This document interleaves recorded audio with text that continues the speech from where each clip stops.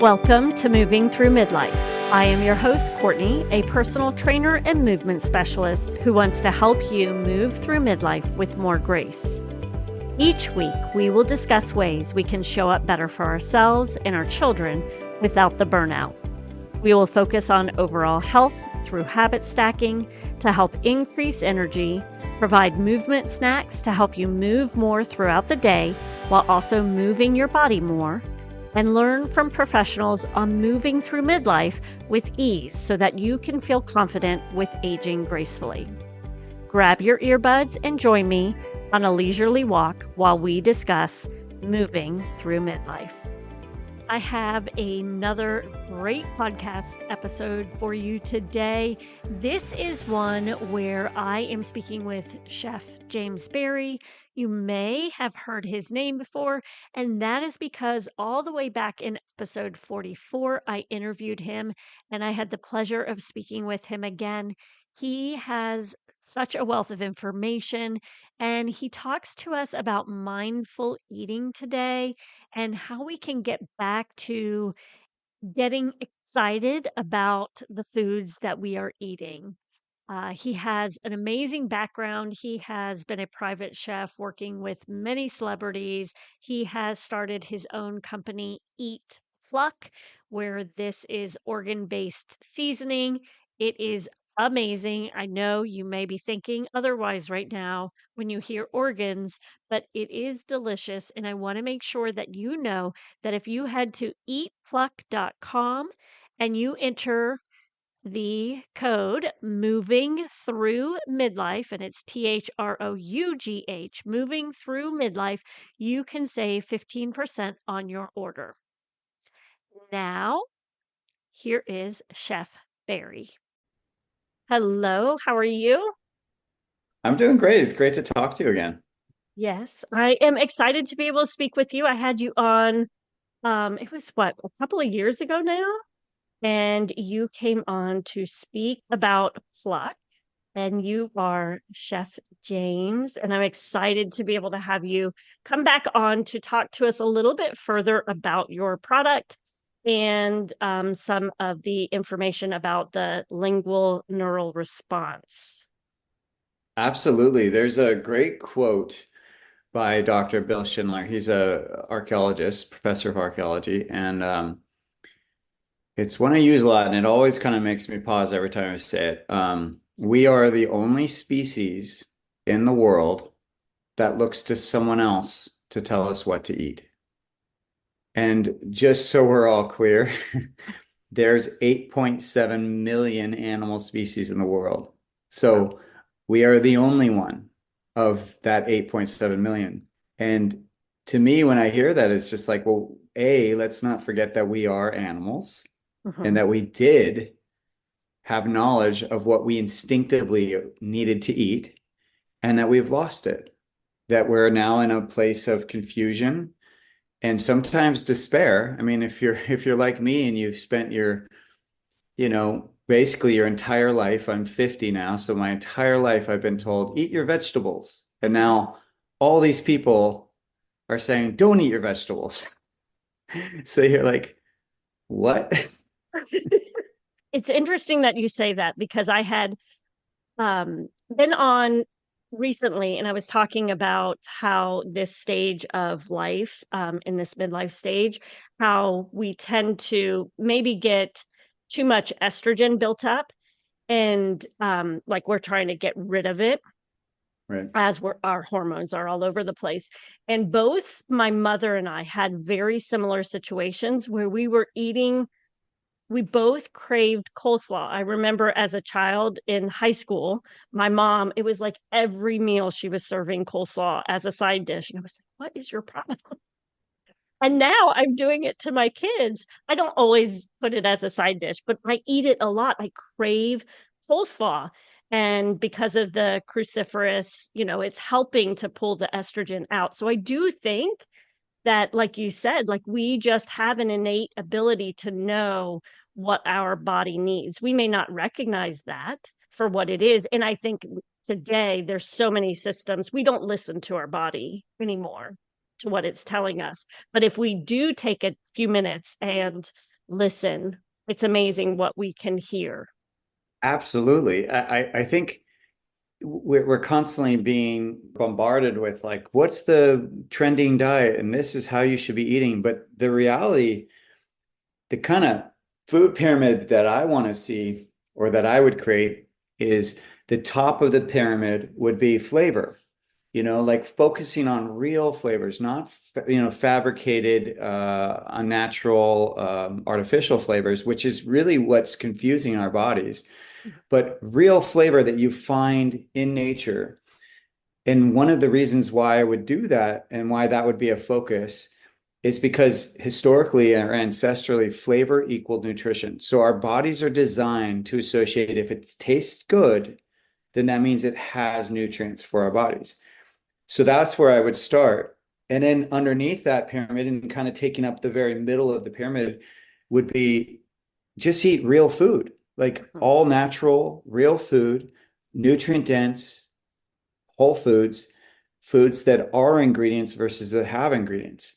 And then at the very bottom, kind of the largest, but at the bottom of that pyramid, I would put eat consciously or eat Mhm. mindfully because we Mhm. forget that piece, but it's everything. It helps support your digestion because the state of your body is going to support whether you digest it or not. It's going to support, like you just said, acknowledging, like recognizing what does my body actually want in this moment versus what am I being pulled to because of marketing or being hangry or whatever it is, right? But what does my Mhm. body actually want? And then also it's going to support, maybe eating slower, maybe eating more mindfully, because when we do that, we don't rush through it. We're actually eating it and letting our body tell us when to stop versus our eyes or our brain or the buttons on our on our waistline, to tell us when to stop. Yeah. Yeah. And I, again, just mentioned this the other day how we have to, like you said, we have to listen to our body and just taking a minute because so many of us are busy. Life is busy. Although I think we create some of that ourselves. And we are now eating in our cars, in front of the phones, like in front of our phones or in front of the TV, over the sink. For a lot of moms, they're just eating rushed. And we're keeping our body in that fight or flight system rather than sitting down, taking a deep breath, relaxing, allowing our body to know that it's ready for that rest and digest state. And So, one of the easiest kind of rituals that you can do to get into that state or to attempt to get in that state is to simply either pray or say grace or do some kind of thing that gets you in the mindset of like, okay, I'm honoring what I'm about to eat. I'm honoring my body, and now I'm going to eat. It's just like taking that moment of just honoring mhm. through prayer or like I said, or through grace or anything like that. It truly does. It's the breath. It allows you to have a little breath before you go into your food. And then, of course, little things like putting your fork or spoon down in between bites, stuff like that. I know so for some people, they're like, oh, I've been told that for years. It's like, yeah, but it works. It really does work. That's why people keep saying it. Yeah. And as we age, I mean, there's so much against us, right? From hormones to our metabolic state. I mean, there's so much changing for us.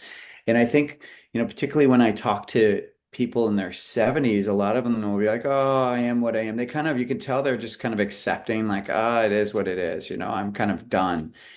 And considering that now the 70s are your new 60s or whatever, that idea and that people are living potentially longer.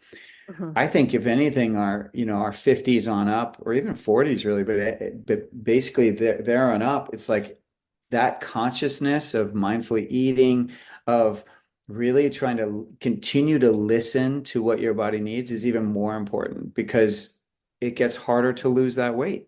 Yeah, and just time, taking that time to relax and enjoy the time. And when we do that, we can start to hear our body more. I think we have become, like you said, with the, we're allowing processed foods into our diet, a lot of processed foods. So the system is, we have lost all communication with what we should be eating, how we should be eating, all of it. And if we just took a few extra minutes, we could maybe hear a little bit of that Yeah, and it really, communication. I mean, that connection really is a biological connection. And I think that that's one of the reasons why we've lost it is that we're so like we're so, as you said, checked out because we're multitasking, we're doing all these other things that we historically did not do. You know, if we talk ancestrally of how, we used to kind of eat and how we used to our bodies were really created is if you think about it, I love thinking of it from this perspective. So you're in the forest, you first see something from afar, right? So maybe actually you even hear something first. You hear something drop from a tree. So now your hearing is activated. What was that? Now you look. And then you're basically you're looking to where that sound came from. Now you see something hanging from a tree. Maybe it's bright, it's colorful. So it's this communication has already begun. It started with your ears and now it's gone to your eyes. Now you're like getting closer because you're like, well, what is that? What is that shiny, thing I see? Now as you get closer, you smell it. And you're like, this sweet, rich aroma is coming into you. And your brain, this is all communication once again. And it's Mhm. revealing to your body, should I eat this? Should I not eat this? Now you reach for it, you feel it. It's soft, it's plump. You take a bite, the juices, they run down your chin. You're starting to your mastication starting. You're getting this sweet pulp flavor in your mouth, right? Mhm. This chewing, this whole process of mastication, if you notice, it's that the flavors start to deepen the more you masticate as well. So Okay. this whole process, we call this the lingual neural response. And it's as simple as just following your senses, allowing your senses to inform you of what your body wants. And this shows up. Everyone knows that this shows up. And here's an example. And people listening are going to probably be a little embarrassed by this, but it's true. We have to admit it. We have to take ownership of this. So you're in a store, you're at the grocery store, you're looking in the aisles for what you're going to eat. And first of all, you have all these choices. So A, you're probably in overwhelm and you don't even realize it, but you are. But B, you go to reach for something that may not actually be good for your body, and something happens to you physically. You either burp, flatulence, you fart, something like that, right? Something, maybe you go to grip it and you can't pull it out, or something falls. Like your body is physically responding to and communicating to you that it doesn't want this thing. Like maybe you go to, you say you bought that jar of something and you're trying to open it. You can't open it, right? You're physically, your muscles will not allow you to open it. This is all communication. Yet we don't look at it like that. We think, oh, I'm just struggling to open this. Or, oh, I'm just burping, or that my stomach is gurgling like this because I'm hungry. It's like, no, no, no. It's responding in this way because it knows how this food is going to make it feel, and it doesn't have a judgment around it. Like it's not saying like, oh, well, you're going to feel bad if you eat this, or you're going to feel good, or I should reward myself, or I deserve this. Is your body doesn't say, your brain says that. But your body just says this either works for me or it doesn't, right? And Uh-huh. and how we know that that's working or not is because when you eat, you have little physical response. You have great poops, you pee clearly, think that your body responds in kind. But when it doesn't work, you get flatulence, you have stomach issues, um, you have an upset stomach, maybe your skin breaks out, you feel, overly tired after you eat or something like that. You know what I mean? So your body is responding in kind to the food. It's our heads that are getting confused. Right. So if you're thinking about like going to the grocery store, can you give us some recommendations? Because I'm thinking like we definitely want to go to color. And then you look at the inner aisles and how they're like, it's hitting me why they're creating these cereal boxes and everything so colorful, because then it's now competing with all these natural vibrant colors that are occurring in the fruit and vegetable area. how can we go into our grocery store and start to listen to what our body is saying? Yeah, it's a great question. I think it has to start before you're in the grocery store because you Okay. have to remember for many of us, we're in our 50s or older. And so we've kind of co-created these bad, I'm judging it by saying bad, but these habits, let's not judge it. Let's just say these habits of checking out around food, right? So we have learned to not listen. So we have to unlearn what we're doing. And so it almost really has to start before you go to the store. Okay. And how I look at it is I'm going to really look at food from a different standpoint. So one of the things that attracts us to food is really texture. And as I identified, flavor and smells and all that, but texture plays a huge role. And a lot of times we don't acknowledge that because whenever I private chef for clients in the past, and one of the first questions I had for them was, what did you eat when you were a kid? Mhm. What foods do you gravitate towards when you're having an emotional day? And what textures do you like? And I usually, when they answer the first two questions, I already know what textures like. Because if they say like, oh, I loved, roasted potatoes or something like that, or I loved mashed potatoes, like how someone likes potatoes is really going to indicate to you, like I like them as potato chips. Okay, that's someone who likes crunchy, right? I liked Mhm. roasted potatoes. Okay, that's someone who likes more savory and crisp things, right? And then if someone's like, oh, I like mashed potatoes, like, okay, they like creamy, soft, right? So that those are the textures that go with those potatoes. Okay. And so if you look at that, you start to learn, well, that's probably that texture is and flavor is probably what they equate to comfort food, if Mhm. it is a Okay. comfort food that we're Mhm. discussing.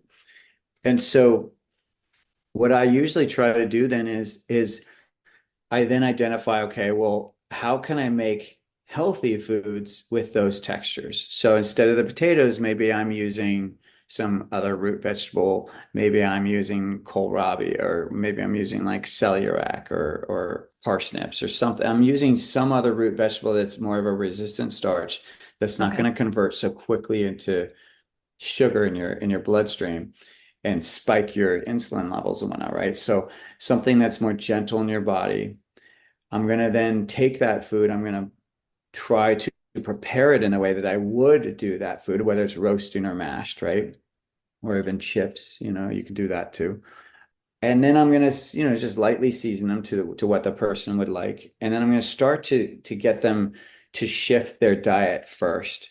Because if we don't start, like there's two main things. Like if you're eating out all the time, it's impossible to be healthy. Like Mhm. literally impossible, unless you're extremely wealthy and you can eat at those farm to plate tables every day, which is extremely expensive. Then maybe you have some health going on there, but that means you're eating every meal at one of those restaurants. Right. But every other restaurant except for those they've got a bottom line. They're trying to make a profit, and you cannot make a profit if all your ingredients are, very expensive. And so they're using cheap ingredients like, seed oils. They're using prepackaged foods that have, shelf stabilizers and ingredients that are more about ensuring that it has a shelf life than it is about your health. So right away, getting someone to start cooking from home is key. I like to really focus on people meal planning because if Mhm. they meal plan, then they're only creating a list that's based on what they're going to use and on the foods they're going to make. And this idea that we have to have a different food or meal every time, I think is false. And I think it's causes more harm than good. I think it's actually far better to just have like what I do is like we'll do like five to six dinners a week that are all unique. And then we just make more of them than we need. And those are lunches for the next day. And Okay. then for breakfast, you can eat the same basic breakfast that you do. Let's say if you're doing eggs, just do eggs different ways and Mhm. for every meal. Like, but keep it as simple as possible because the key is what is your outcome that you want? The outcome I want right now is I just want to eat from home because I'm eating out too often and I want to eat from home. And then by eating at home, then you can start to incorporate some more tools of like how to reconnect, right? So I'm not doing other things while I eat. I'm sitting down. I'm I'm focusing on the atmosphere I'm in. So if let's say lighting helps me, helps brighten my day, I'm going to make sure it's a high, bright room. Maybe lots of windows. I'm going to choose that kind of room to eat in because I know it's going to affect my mood. The other thing to think about is people. Like what is the who are we choosing to eat with? Right. And I know a lot of times we don't have a choice, but but we can control that environment. We can kind of have rules to not talk about stressful things when we're at the table. We can have rules to not be on phones. We can create the environment that's going to serve us to start to be more conscientious, more mindful while we eat. And then the fact that we're eating from home and we're eating all these real foods that we control the ingredients. Now we're in a place where we're going to start to reshape our connection to food. Right. Perfect. I am definitely someone who loves to cook.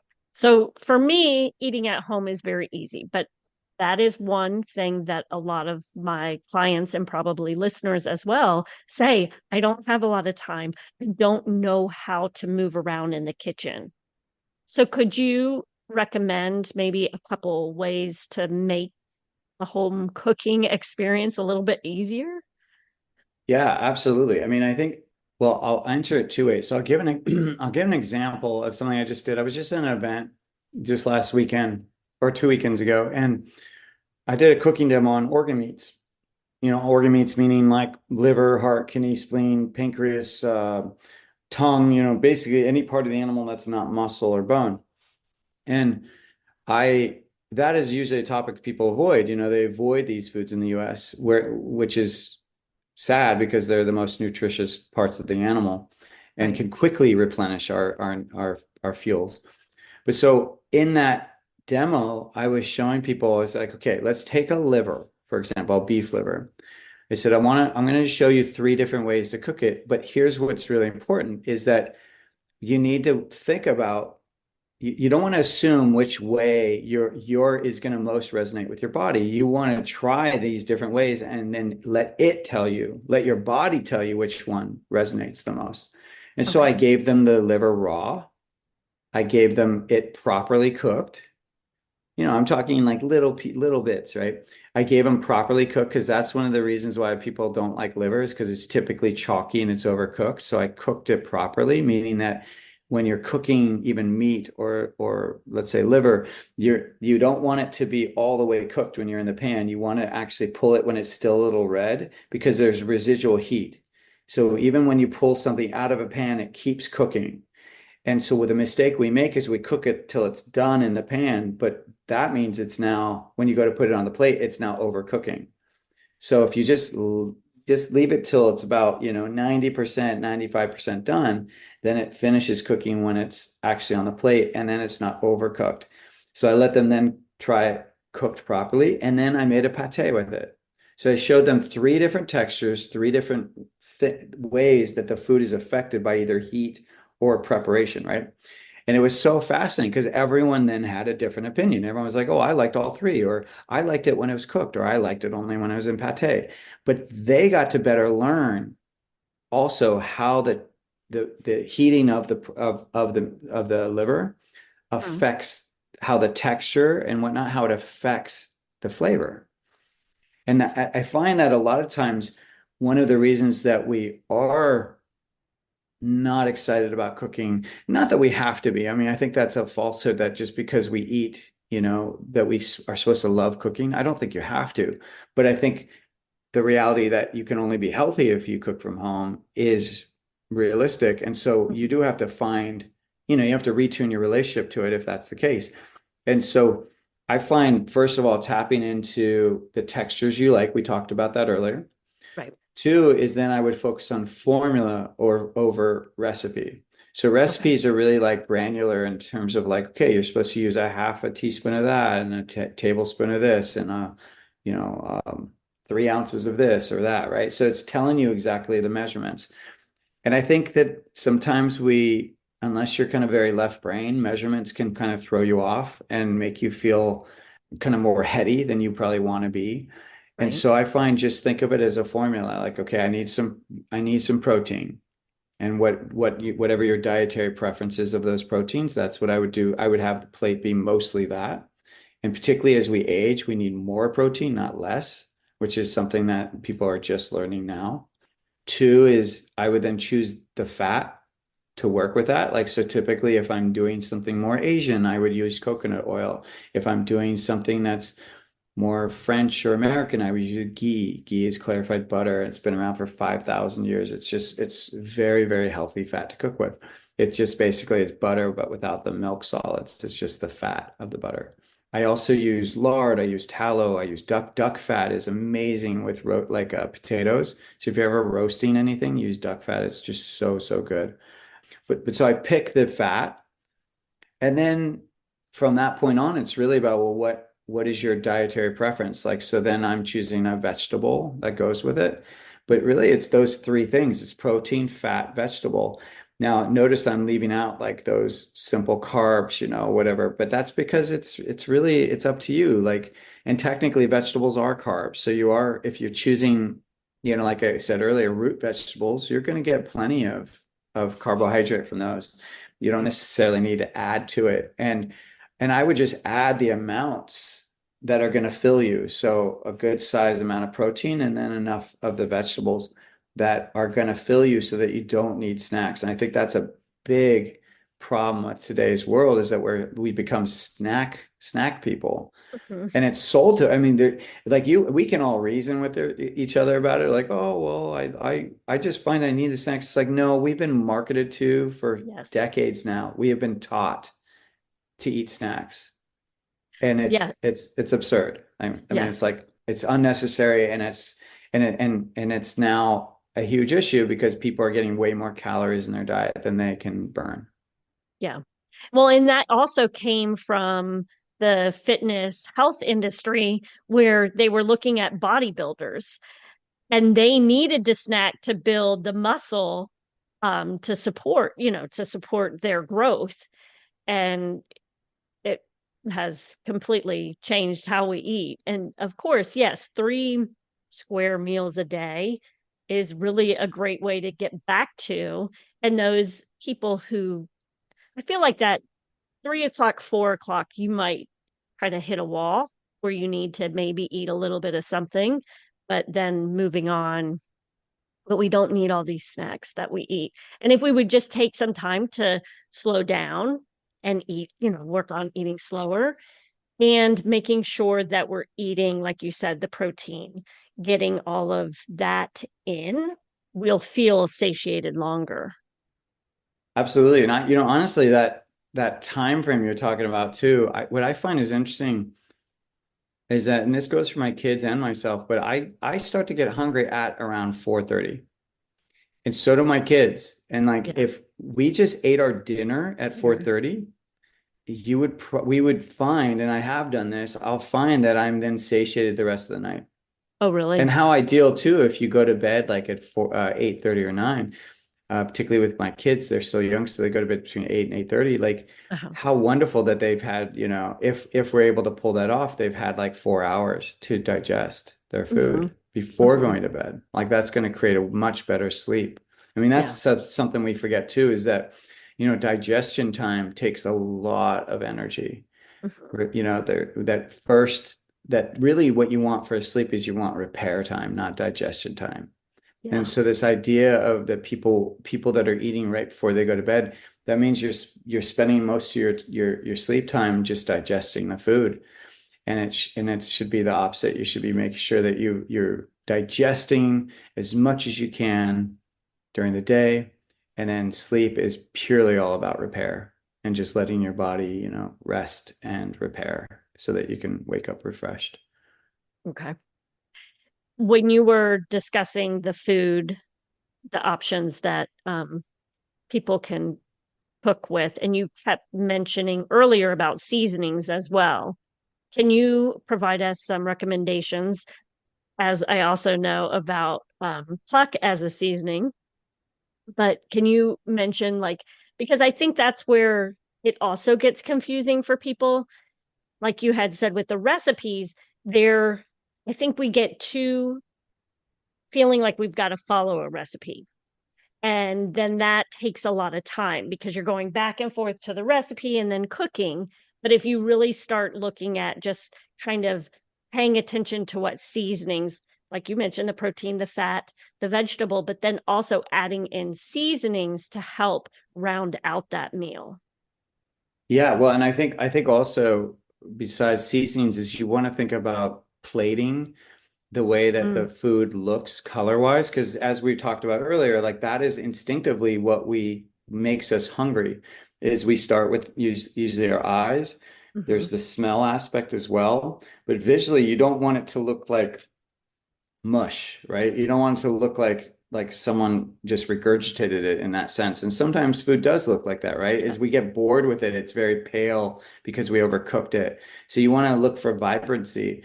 A lot of times, why a chef will add like a bright red, bell pepper, or like even just a spicy pepper, but just a little bit, is because the red makes the food pop. Or sometimes you'll see like bright green parsley or some kind of herb added to the food. That also just makes it pop. Um, Flavor wise, you could add like lemon zest that will make the flavors pop. So you Okay. can do these little things, little movements that will just make the food more attractive, like height, for example. When I plate a food, the height of the food can actually make it more attractive. If it's in a big bowl, sometimes it's not as attractive. Like you can really fine tune these things. But I think going to the seasonings, we do want flavor, but you never want the preparation of the food or the seasoning to overwhelm you. Just like you don't need to, don't run before you crawl, that kind of thing, right? So if you're Okay. struggling to eat your food, and cook from home and feel satiated, and not only satiated, but also positive about it, feel emotionally kind of like good about what you're doing, then I would start simply and just go with that formula. Now, seasoning wise, I will kind of talk about Pluck a little bit because we've learned since launching Pluck, and I don't remember if I knew this when we first talked, but it's fascinating. So, a couple of things is one thing that many of us struggle with is our palate. So, in the US, we really skew towards salty and sweet. And you'll see a lot of picky kids, for example. Like that's really the issue. It's not that they're picky, it's that their palate has been conditioned to really only like salty or sweet foods. And Okay. so when they get any other flavor outside of that, they have a physical response, but it's not permanent. It's just they just need their palate just need to be recalibrated. And one of the ways we can recalibrate it is by introducing three other flavors. So you have salty, sweet, bitter, and sour. Those are the four that we all grew up learning about in school. Well, there's a fifth called umami. And Mhm. that's primarily what Pluck is. Pluck, which is organ-based seasoning. So it's got freeze-dried powdered liver, heart, kidney, spleen, and pancreas from 100% grass-fed cows. And then we're mixing it with organic spices and herbs. Well, the organ meats have a natural umami to them. So what happens, and this is what's so exciting about it, is that when people don't change anything about their food, but they just add Pluck to their food, the comments we get are like, that night my family had seconds. They Mhm. they were freaking out over how good it tasted. And I was like, well, yeah, that's the umami. Mhm. And umami, because it's a unique flavor, it brightens all the other flavors. So it literally makes food taste better, not just because it's a seasoning, but because it's umami. Now, the other cool thing is that to our point here is that whether you're a good chef or not great chef, as long as you use this seasoning, people will think you're a great chef. And that's kind of cool too. So that's something we've learned a lot from over the years now that we've been out there. But the other big one is around that kind of that picky eating. So we've had a lot of clients, or sorry, a lot of practitioners who are customers. So the practitioners will have a client, and that client might be dealing with a picky eater, Mhm. and the practitioner will just have the client basically only change one thing, which is to add pluck to their food, to the picky eater's food, and they will report back that now that child is starting to be more adventurous. And it's once again, it's just because you're introducing a new flavor to their palate and you're restructuring their palate, you're recalibrating it. And it can be as quickly as 2 weeks. Like it's amazing. You can recalibrate someone's palate in 2 weeks by removing the foods that are overstimulating it. And I I, want to just add, I do want to just add, like what's fascinating when you recalibrate, going back to the really what we were talking about at the very beginning, is you Mhm. start to taste food for what it really tastes like. So strawberries are sweet, but if you're getting all this processed sugar all the time, then they're not going to taste sweet. Right. But once you recalibrate your palate and you pull out all the processed sugars, and then 2 weeks later you try a strawberry, you will taste how naturally sweet that strawberry is, and you realize, oh, I don't even need this, you know, fabricated or made dessert. I can just simply eat what's natural, that's naturally found in nature, and I'll get my sweetness intake that I need or want. Yeah. Yeah. And I was also going to, well, I'll first say this is I also noticed that when the less processed food you eat, when you do put that processed food back in, it tastes more chemical Yeah. taste. You can taste everything. Like I it it, crazy. it really is amazing. I think that's very important for people to understand is that we are locked in to this one way of thinking. So there is a mindset about it, that about what we should be eating and what we want to be eating, right? But so we invest in that. And so we think that, oh, I don't want to eat that food, or health food is gross, or we have this story around it. But the reality is it's just fabricated. It's just due to your experience, or this kind of loop you're stuck in. But the other piece is that what we've grown accustomed to eating is dictating the new things that we put in, right? So it's Mhm. if, like, for example, I grew up eating Skippy peanut butter. And if anyone knows Skippy, they know it's really more candy than it is peanut butter. But I didn't know that growing up, right? And then I Right. would try this other brand called like Laurel Schreiders or Strutters or something, and that had no sugar in it. And that was just peanuts, and the peanut oil would separate from it. And then I tasted that and I was like, oh, this is gross. But it was like, that is actually more peanut butter than the Skippy, right? Right. And then the more I got the regular one in, the more I started to taste Skippy for what it really was, which was candy. Mm, And so but I had to give time for that switch to happen. It's not like it just happens overnight. Your palate can shift quickly, but you have to still give it time to shift. right. Well, and I wonder also when you talk about like the seasoning, putting the pluck on the foods and how the children's palate tastes changed. I wonder how much that also had to do with the microbiome and what that, because that's fascinating, like how it starts to communicate with your brain about what you want as well. Oh, absolutely. I mean, I'm not a nutritionist, so that's not my expertise. Probably, Right. more yours, but I wholeheartedly agree. That idea that there's two brains happening. There's the one in our head and then the one in our digestive tract.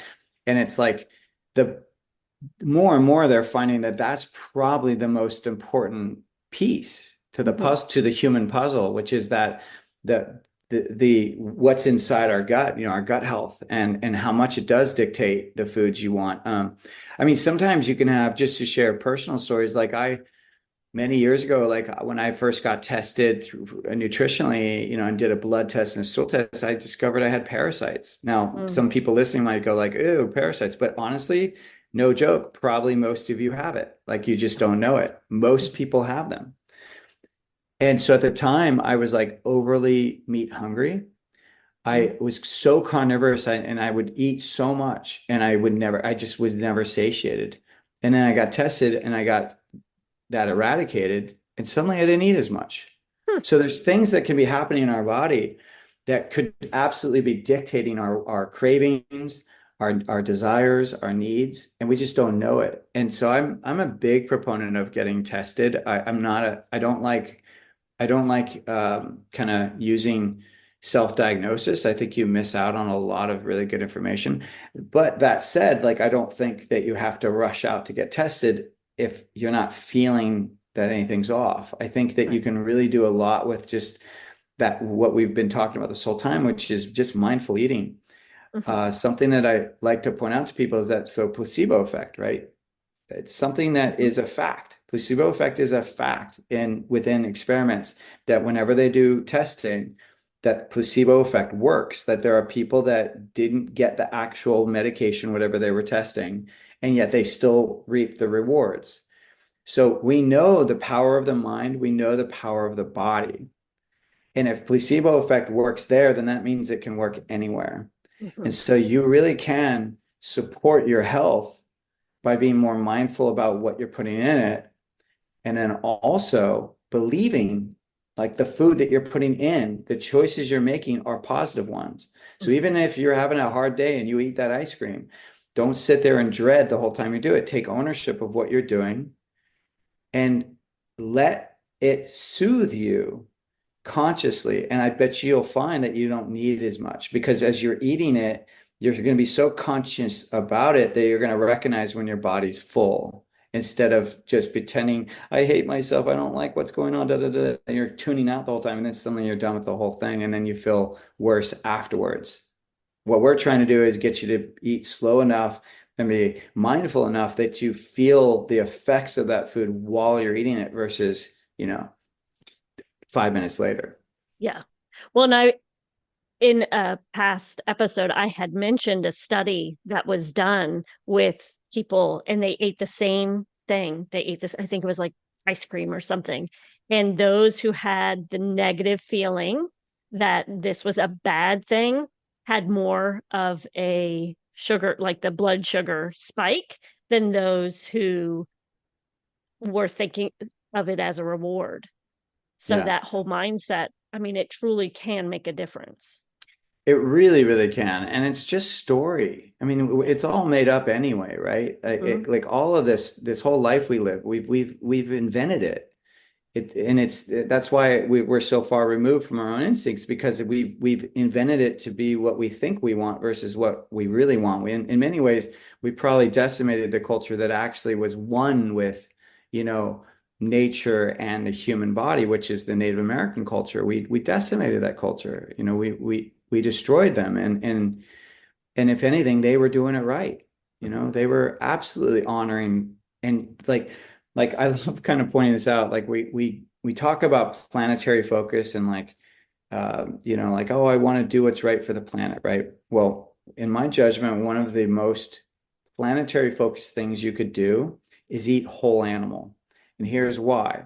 Because currently we are slaughtering those animals. Okay, this is happening. It's not going to not happen. It is happening. And we're only using about 50% of that animal, which is the muscle. The other 50 or 49%, we're putting towards other industry, we're throwing out, we're not utilizing it. And yet in more ways than not, it's the most nutritious part of the animal. And so what's happening is we're only using 50% of that animal. Then we're turning around and we're investing in a supplement industry, a $1 trillion supplement industry. When if we had just eaten the whole animal, we may not need all those other supplementary supplements in our lives. We might actually get the nutrition from the whole animal. And if you think about it, culturally, ancestrally, no one that spent a time to kill an animal, which was an extremely hard thing to do back in the day, right? Mhm. No one would waste any part of that animal when they killed it. Every part of that animal was used. Native Americans absolutely modeled that. And, I believe that that is the best thing you can do, not only for your body, but for the planet. Yeah. Don't buy an electric car, just eat whole animal. Well, It's and like like you there's said, if we had to do it, we would appreciate more of the animal for ourselves. Oh, it's the best way to honor the animals to use all of it. Like Mhm. if you want to, like I agree, you kill an animal, like yeah, you're taking a life, and something's got to die for us to live. And that goes for no matter what diet you follow. If you're eating plant-based and you think something's not dying, you are mistaken. Just talk to a farmer that does monocrops and they will tell you when they plow the fields there are an enormous amount of animals that die during the plowing, from doe who are hiding in the fields to rabbits to squirrels to mice to insects. There's so many. It's literally you talk to them and their faces go white and they're like, oh yeah, it's a horror show. Mm. And I'm like, oh, so you're either choosing that or you're choosing one animal. to die, Right. you know? And then and so what I like to focus on is not whether something's dying or not, but how are we honoring that which dies? Mhm. How are we letting the animal that is being killed live? Like if it's in a regenerative farm and it's like Joel Salatin of Polyface Farms will say his cows had one bad day. You know, animals had literally one bad day. They lived a full, beautiful life on a farm, free range and whatnot, pastured. And then they had one bad day, which was that slaughter. But other than that, their life was very full. And you cannot say that for conventional animals. You Right. just Yeah. No. cannot. Their whole life is miserable, Yeah. to, you know, in my judgment. Yeah. So yeah, honoring the animal is eating whole animal. And in a sense, you're also honoring yourself because it carries back to what we're talking about is that you cannot be healthy if you're eating out all the time. And we want to even qualify that a little bit more. So when you're eating ultra processed foods is a form of eating out. Hmm. Okay. When you're not Hmm. making the foods from scratch, that is eating out. And the grocery stores, once again, they are not there for our health. They are there to make a profit. And if you think they're there for our health, then we should have a talk because now you've been hoodwinked into thinking that the government actually cares about our health, and they do not. They if they did, then we would have very different policies and there would be more transparency around, you know, genetically modified foods. They're just like, for example, why are many US companies selling, I don't know, certain ultra processed foods like cereals or even fast food stuff? Like why are the ingredients different in the US than they are in Europe? You know, why are they more dirty here in the US versus in Europe? They're much cleaner. You know, they don't Hmm. allow certain, you know, red dye 40, you know, like why are we on the short end of the stick? And it's because of our policies. It's because our government allows it. Right. Yeah. Yeah. I mean, I could go, I could go on and on about that. That could get us started in a whole nother topic. But I want you to share with our listeners about Pluck. Maybe the because you didn't mention the four seasonings you have, right? You've got the regular Pluck, spicy, zesty pepper, right? Is that Zesty garlic. So we have zesty garlic? Okay. we used to call all purpose, but they're technically all purpose. Like you can Okay. use any of them for anything. So now we changed our original, the first one we came out with to original, and then and then what we and then we also have a blend called spicy mild, Okay. and that's just to make sure people know it's not too spicy. And that one uses cayenne as the spice, and then the third one is called zesty garlic, and that one I'm really proud of that one because if anyone listening is autoimmune paleo like or protocol follows AIP and cannot Hmm. do, you know, nightshades or seeds, zesty garlic is a great option because there's no nightshades or seeds in that one. Oh, perfect. And it makes me kind of taste a little bit like a ranch dressing to a degree, but I think of it more like a herby garden vegetable kind of flavor. So then that one is our green bag. And then our fourth one is the unique one. It's just pure. So it's just the organ meats. It's no different than buying encapsulated organs, really, except there's no capsules. And that piece, though, is really important to me. And it really ties to what we've been talking about is so this idea that we're out of touch with our food Mhm.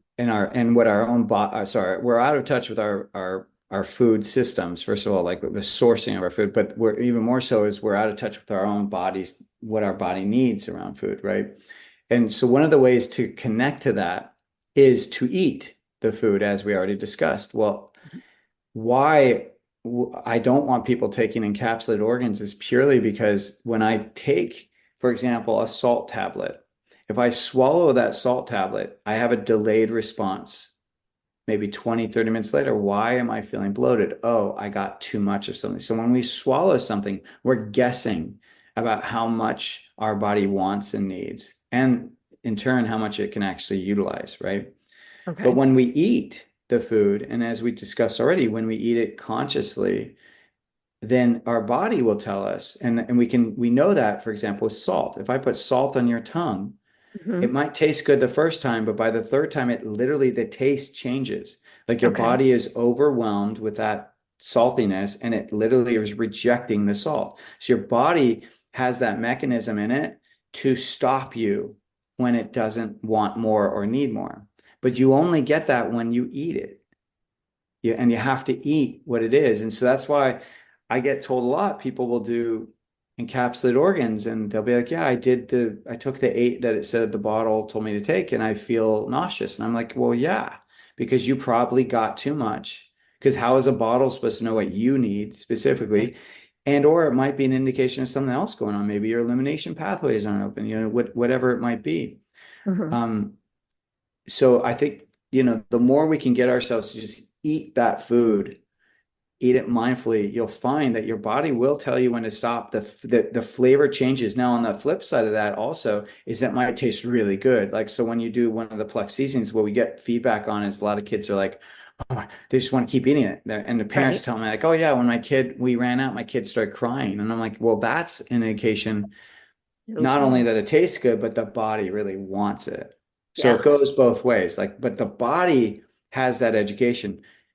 I'm always telling people, like, look, I may be trying to get you to eat whole animal and eat organ meats, but ultimately, I want you to follow the diet that works best for you. Like, so if you're not ready to eat, animal yet, that's fine. However, I have one request from everyone listening is that you let your body dictate the change, not your head. Mhm. If you're whatever diet you're following, let your body be your soothsayer. Let your body direct you on whether it works or not. Because we get in our heads about these things and we think, we get on our soapbox and we think, oh, carnivore is the way to go, or vegan's the way to go, or whatever it is. We think that whatever we're doing that's worked for us is going to work for everyone. Mhm. And it's just not true. Like your body knows what it needs, but if you're not listening, then you're missing out on all this amazing communication that's happening. Yeah. Can you, and you may have already just done that, but can you leave our listeners with one tip and maybe just dive deeper into? And I know you mentioned it at the beginning, but one thing they can do, like homework wise, one thing they can do this week to kind of help listen to their body more. Yeah, I think definitely the taking a breath before you eat is key. I think though that I mean we've mentioned so many already, like the sitting down, not multitasking when you're eating, and I know that that's going to be challenging, but I think the best thing anyone can do is just pick one thing. Mhm. Don't feel like you have to do all of it at once. Like, so if you're struggling with eating, cooking your own food, but you really want to be healthy, then just pick one thing. There's a story of this kid, David, who I used to employ when I had this meal delivery service in LA. This was a long time ago. And he came to me and he had ADD. He had really bad skin. He was drinking sodas. He was smoking. And he had trouble holding. He was, I think, 19 or 20. He hadn't held a job down ever because he couldn't. And I didn't push anything on him. I didn't force him to do anything differently. But I started him out as a dishwasher in my meal delivery service business. He saw us preparing food a specific way. He smelled it. He heard it, So he's doing all the things that we're talking about at the beginning of this podcast. Mhm. And eventually he said, hey, James, can you tell me like, he started asking questions. Right? He's like, can you tell me like how I could make changes to my diet or like that dictated him then asking questions. And I said, David, I see you drinking sodas every day. So I said, let's just change one thing. Let's just, instead of the sodas, drink water. That's all Mhm. I'm asking you to change. Just drink more water and less of, and basically instead of reaching for sodas, you drink water. So skip ahead now. He's like probably I think this is about he's in his 30s now. So, Okay. 10 so years. The guy now does not smoke. He's got no ADD. He works out religiously, like he works out regularly. He's fit, healthy, has in a loving relationship, holds down many jobs now. Like all these issues are gone, and it started with that one thing, just drinking more water. Mhm. If there was anything else that I think would help people be more mindful is I would say after you eat, go for a walk. Every time you eat, just go for a walk.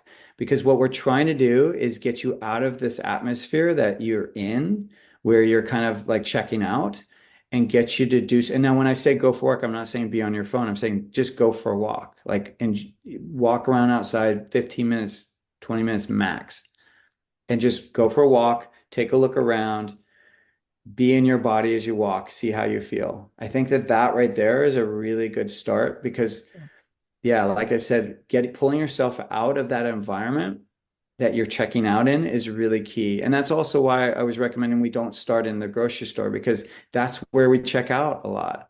We check out in the grocery store. You don't want to fall asleep at the cart. That's what I always tell people. I was like, you want to make sure you're still reading labels. You don't want to go there when you're hungry. You want to have a list so that you're not making emotional purchases. There's so many little tools you can incorporate to keep you on track when you're at a grocery store. But the first one has got to be like around the choices you make. And that has to start with you, regarding more so what you put in your mouth. And to do that, you have to be willing to honor yourself. Because if you start looking at food, there's nothing that will go into my mouth that does not honor the person I believe I am or the beauty I feel I am, right? If you really like shift your mind, think about what different choices you'd make. You're not going to put that Oreo in there because that doesn't honor you. So there's lots of ways we can shift our mindset. And I think that it starts with, us all regarding ourselves a lot higher than we currently do. Yeah. Yep. Thank you so much for taking out of the time out of your day for this conversation. I always have enjoyed speaking with you. Thank you. It's a pleasure. And I'm glad you're so open. I think this conversation of mindful eating, it's out there, but I think we need to be more, having more conversations about this. In my mind, it's a missing link to us reconnecting with our own body's needs. I'm tired of looking everywhere outside of myself because, and if you're like me, you're just getting confused and overwhelmed. Like I'm far more interested in really tapping into what my body needs and wants. And I guarantee that when we do, you're not going to be wanting all those desserts and all those fabricated foods, because you'll start to taste them for what they really are, which is just ultra processed, artificial flavored, junk. And where can everyone find you? You can find Pluck on Amazon or at our website, eatpluck.com. Perfect. And then you can find us on socials at Eat Pluck as well. And I'm personally at Chef James Berry, if you want to follow me. Perfect. Thank you so much for this conversation. Thank you, Courtney.